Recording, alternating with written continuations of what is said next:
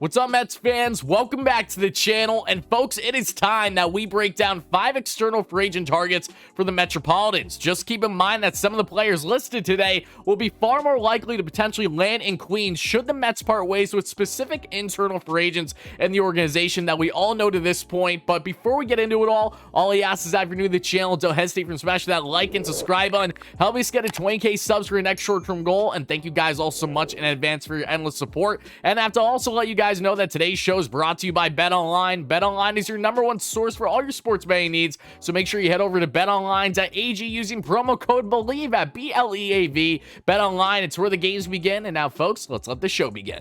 Starting off at number 5, we have right-hand reliever and Robert Suarez. Suarez, who just had his first true MLB season at the age of 31 because he spent previous years in the Palm Pro Baseball League to get his professional career started, comes back to the States here in his first year with the San Diego Padres, posts a just over 2 ERA. Expected numbers look fantastic, and just around 50 innings pitched, can be utilized in the setup role, can even be in the closer role if you need him to, even though the Mets won't need that with Edwin Diaz. 7th inning, you can get creative for a guy like this who's just getting his MLB career truly started, and for a Mets team that can definitely use help in this pen with a lot of guys expected to leave this offseason that are current free agents. Bringing in Robert Suarez, he's pumping 100 on the gun, nasty off-speed stuff. Would love to see this man in Queens, so let's see if it's in fact going to happen.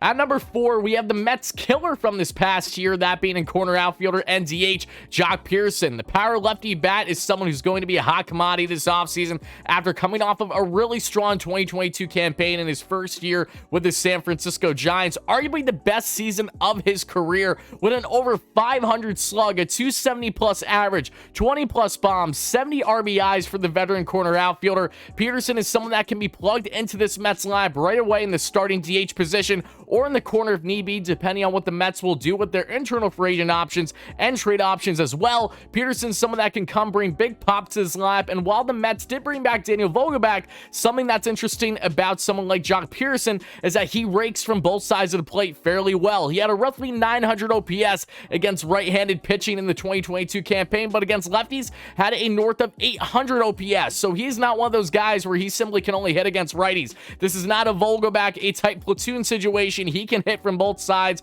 when it comes to the pitchers that he is facing. I think that this would be a very strong, underrated get from the Mets if they want to bolster their lineup in the DH/corner outfield position. So definitely got to keep in mind this offseason. At number 3, we have southpaw reliever and Andrew Chafin. Andrew Chafin, who just opted out of his $6.5 million player option with the Detroit Tigers to elect free agency, is someone that I have been crying for, dying for truly the past 2 years. I've wanted this guy in Queens, and now the potential is very much there again. And with the Mets struggling to have a true lefty out of the pen in 2022, with Chase and Shreve experiment not working, and Joey Rodriguez being anything but consistent, Chafin is someone who's been one of the better southpaws in all baseball among relievers the past couple of years, posting another strong 2022 campaign for a rather abysmal Detroit Tigers team with a sub-3 ERA. He's someone that has definitely been getting the walks down from previous years in his career, has that nice mix with his off-speed pitches.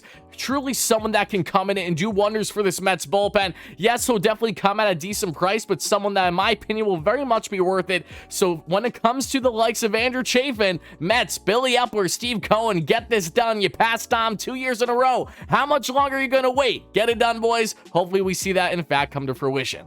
And at number 2, we have another beautiful southpaw, this time starter, and Carlos Rodon. Like Chafin, I was really hoping the Mets would land this guy over at least the past year. Him and Joc Pederson alike signed nice one-year deals with the San Francisco Giants in the 2022-2021 type offseason, and both thrived in doing so. And yes, Carlos Rodon is looking for a bag because he's one of the best starters in baseball. This guy's strikeouts per 9 is absolutely through the roof. He touches high 90s, if not 100, with the fastball.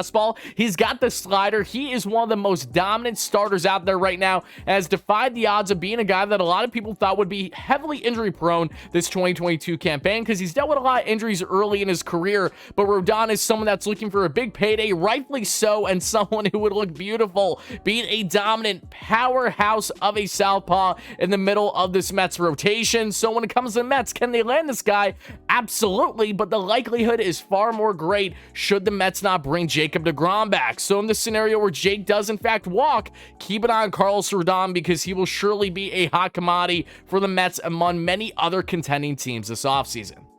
And at number 1, the man that we've already discussed on the channel when news first broke that the Mets are actually showing interest in him, that being in star shortstop infielder Trea Turner for the LA Dodgers, who has in fact elected free agency. Trea Turner, I don't really know what else there is to say about him that I haven't said already. He's one of the best players in the game today. He can steal bags like no tomorrow. He hits for contact. He can get you 20 plus bombs a year. 100 RBIs in his second year here with the LA Dodgers after being acquired at the 2021 trade deadline. You could put him at second base. You could put him in the outfield even if you want to. And there's been a lot of rumblings that the Mets have been eyeing Trea Turner for years on end up until now that he is a free agent. So Trea Turner, Kenny Land in Queens, it's definitely more of a pipe dream because he's going to be a $300 million man, but nothing is impossible with Steve Cohen. And if you're going to go out and really shell out the bag for any big name players out there from an offensive standpoint, Trea Turner has to be that guy. He's got to be at the top of the list. He would fit this team in so many ways, even if he's playing off from his normal position of shortstop.